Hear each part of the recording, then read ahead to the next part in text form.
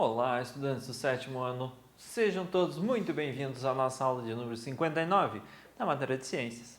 Sou o professor Celso e hoje nós vamos concluir o nosso assunto sobre o clima e o tempo, a nossa parte 3.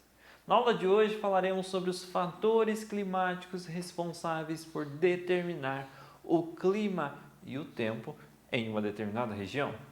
Vamos falar então sobre a altitude, a latitude, a continentalidade, a maritimidade, as massas de ar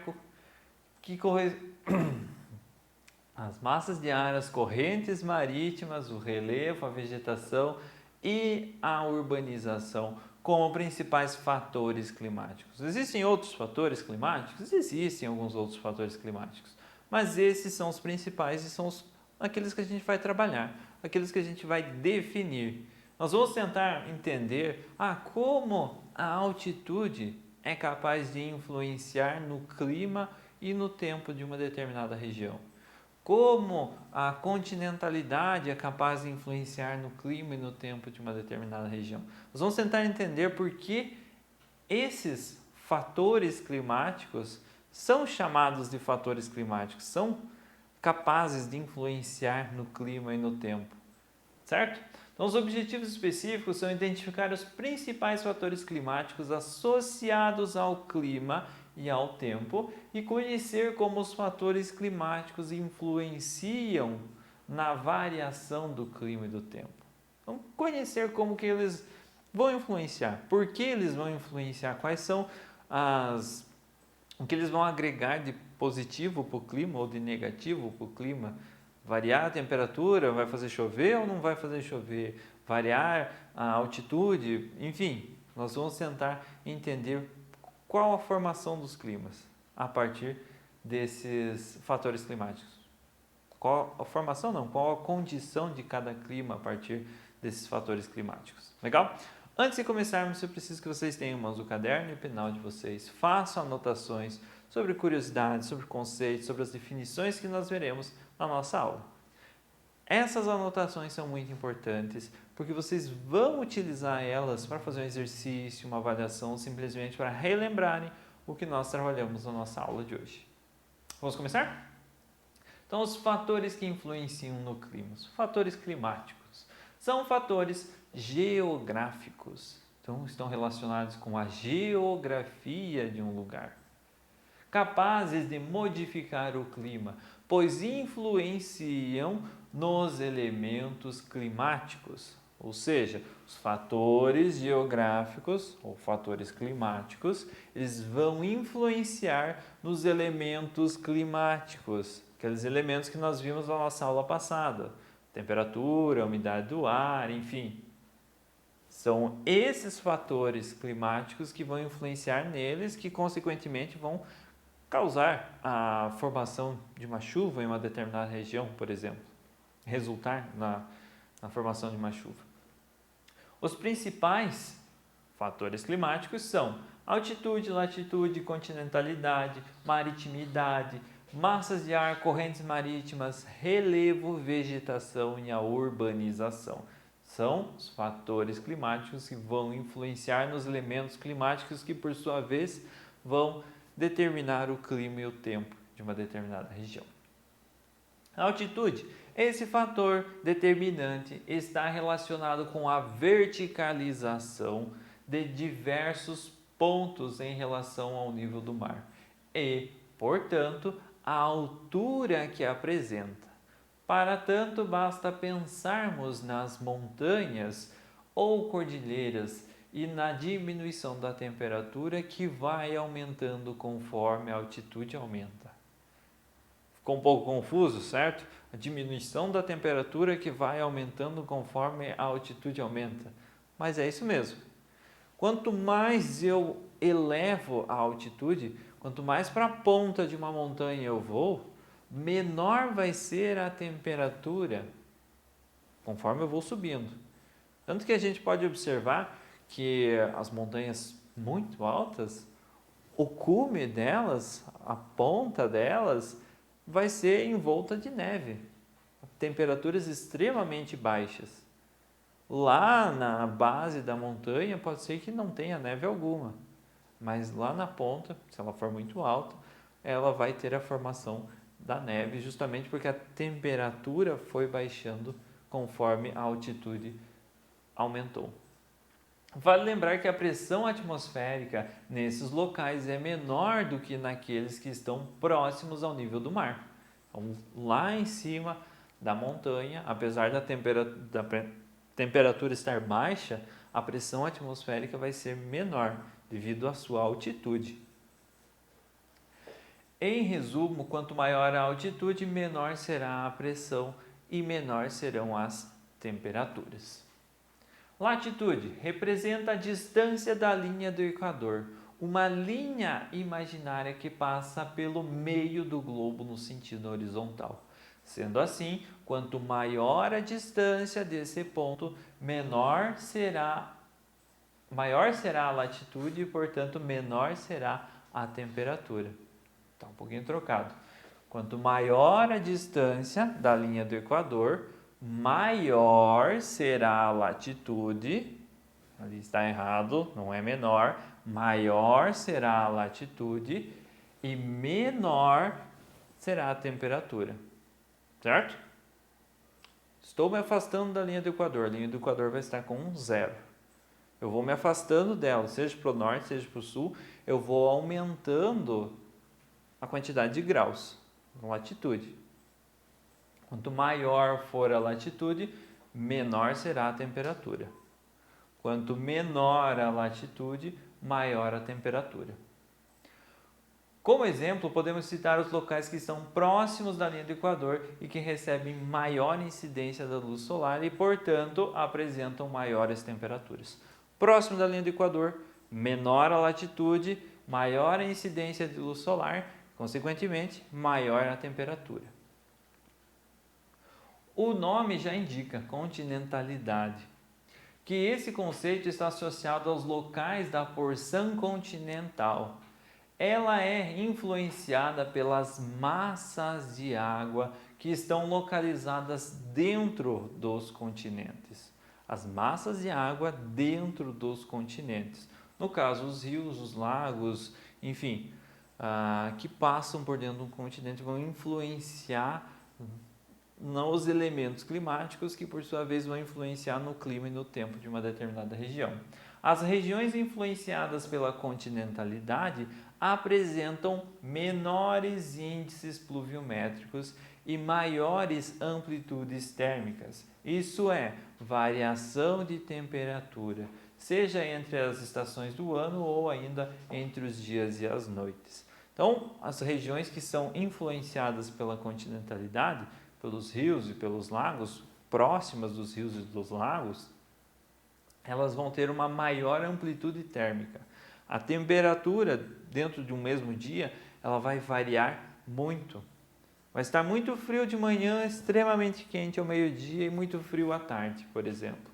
Ou ao longo de uma estação do ano, as temperaturas vão variar muito. Então, ela vai apresentar uma grande variação nas amplitudes térmicas e vai apresentar menores índices pluviométricos, ou seja, menor quantidade de chuva. Vai chover menos nessas regiões. Maritimidade. Esse fator climático influencia diretamente nos climas das regiões que estão próximas do mar. Então, a maritimidade vai influenciar no clima da região que está próxima do mar.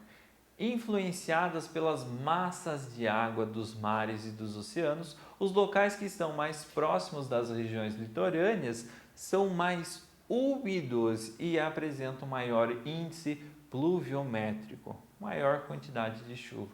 Então, nas regiões que estão próximas dos mares e dos oceanos. Já a amplitude térmica é menor do que os que são influenciados pelo fator da continentalidade. Ou seja, a umidade nessa região vai ser maior, regiões próximas ao litoral, por exemplo, próximas aos mares e oceanos. A umidade dessa região vai ser maior e a temperatura vai ser constante, mais constante. do que quando comparado com as regiões influenciadas pela continentalidade, pelos lagos e pelos rios. Ou seja, a variação de temperatura é baixa. Não quer dizer que a temperatura é baixa, quer dizer que ela vai variar pouco. Por exemplo, vai se manter constantemente ao longo do ano todo entre 20 graus e 25 graus. Lá na continentalidade, nas regiões influenciadas pela continentalidade, a temperatura iria variar dos 10 aos 30 graus ao longo do ano. Uma grande variação de temperatura. Aqui, regiões próximas aos mares e oceanos influenciados pela maritimidade, grande umidade do ar, a temperatura vai apresentar uma pequena variação, uma baixa variação, ou seja, de 20 a 25 graus, por exemplo. Ela iria variar poucos graus ao longo de um ano, ao longo de um dia.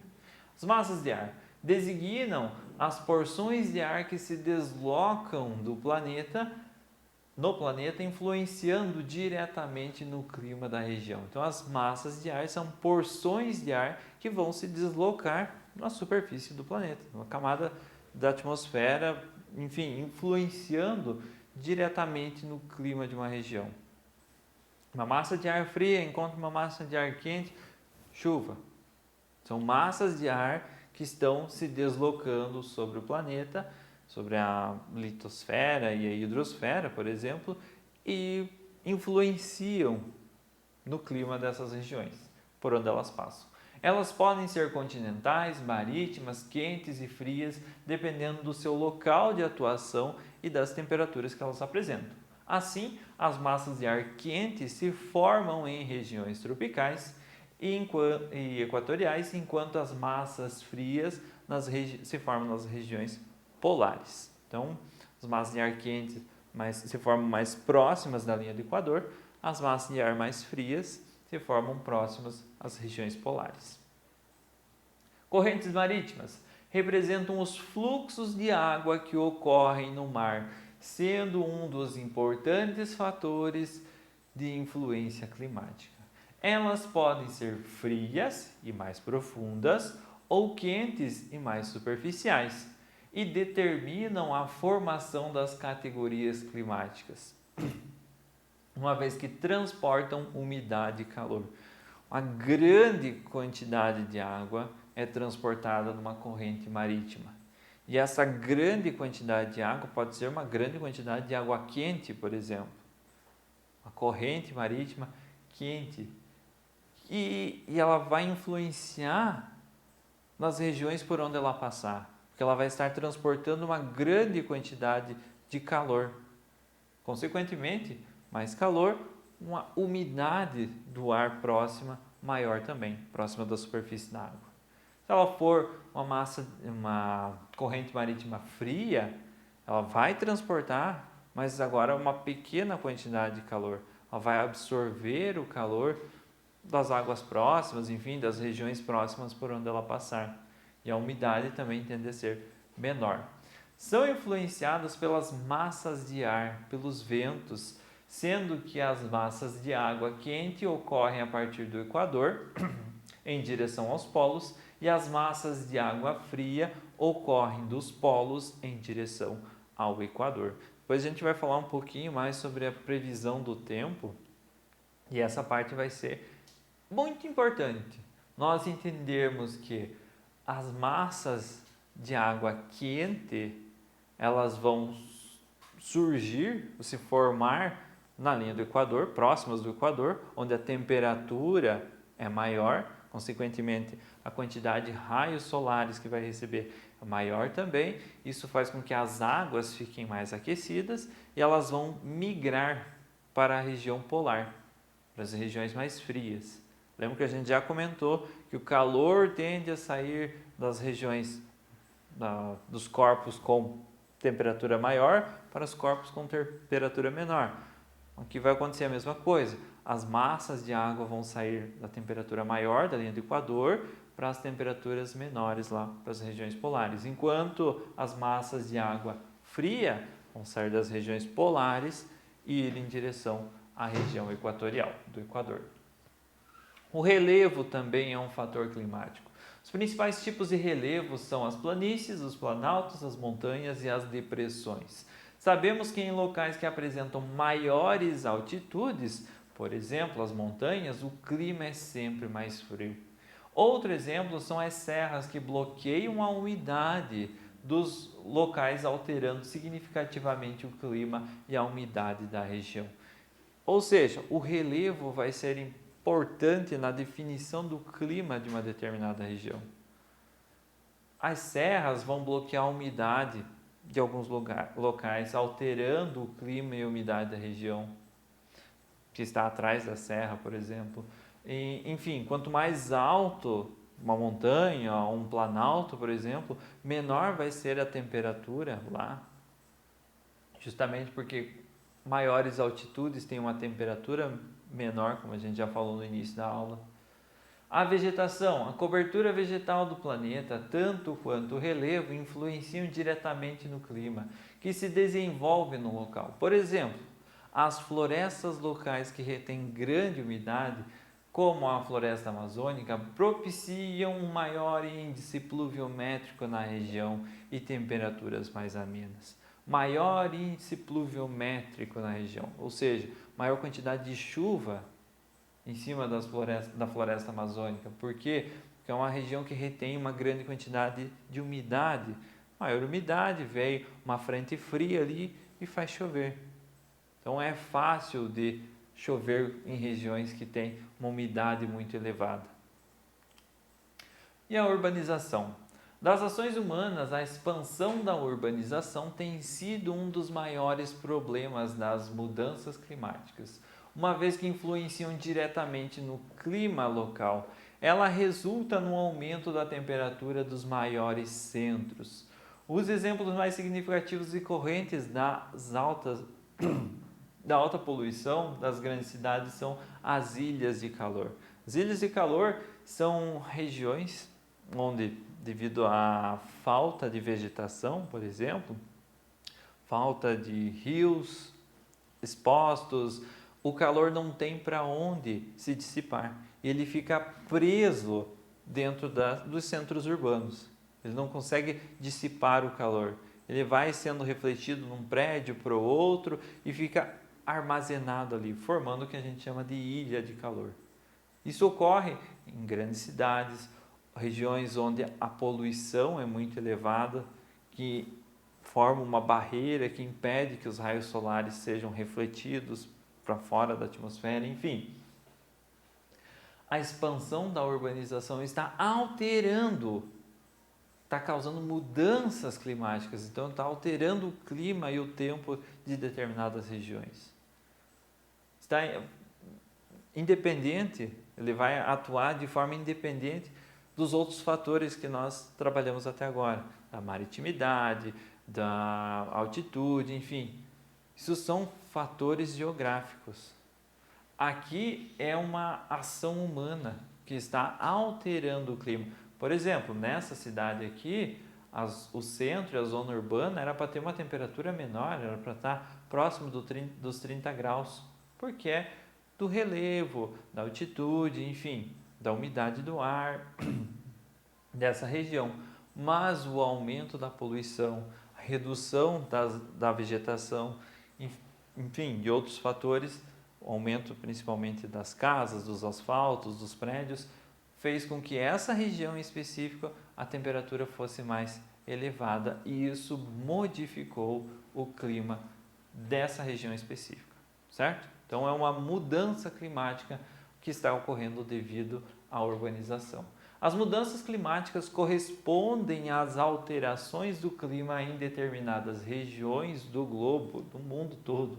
Vale lembrar que a ação humana tem intensificado essas alterações, como a emissão de gases e de produtos tóxicos, o desmatamento, as queimadas, a caça excessiva, dentre muitos outros fatores e ações humanas que estão alterando o clima global, estão causando as mudanças no clima global.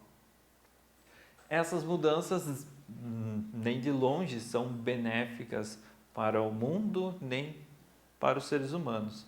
Então a gente deve reduzir essas mudanças climáticas, reduzir o nosso impacto no meio ambiente. O meio ambiente está organizado, ele está em equilíbrio. As mudanças que nós fazemos nele, quando radicais, elas alteram o clima, e alterando o clima de uma única região, você pode mexer com o clima de todo mundo. Porque, assim como nós falamos, os fatores climáticos, os elementos climáticos estão interligados. Um influencia o outro. E aí nós começamos um efeito em cadeia ali que pode alterar o clima e o tempo em todo o mundo. Certo? Então, mudanças climáticas não são boas. A gente deve utilizar do meio ambiente para suprir as nossas necessidades, mas devemos utilizar ele com consciência, deixando que ele tenha um equilíbrio, deixando que ele seja capaz de se renovar, para nós não estragarmos o nosso clima.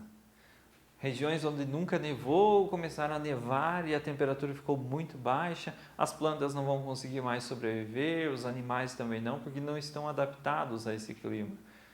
Outras regiões a seca está extrema, porque a temperatura ali alterou-se, a umidade do ar alterou-se, consequentemente alterou a pressão atmosférica e a chuva não chega mais lá. Então, os animais que não estavam adaptados, as plantas, os seres humanos que não estão adaptados a esse clima extremamente seco, também vêm a morrer e, enfim, causam um grande impacto no meio ambiente. Pessoal, essa foi a nossa aula de hoje. Espero que vocês tenham gostado do assunto, que tenham compreendido o assunto. Se ficou alguma dúvida, retoma o vídeo, assiste novamente, faz as pausas necessárias para as anotações e nos vemos na nossa próxima aula.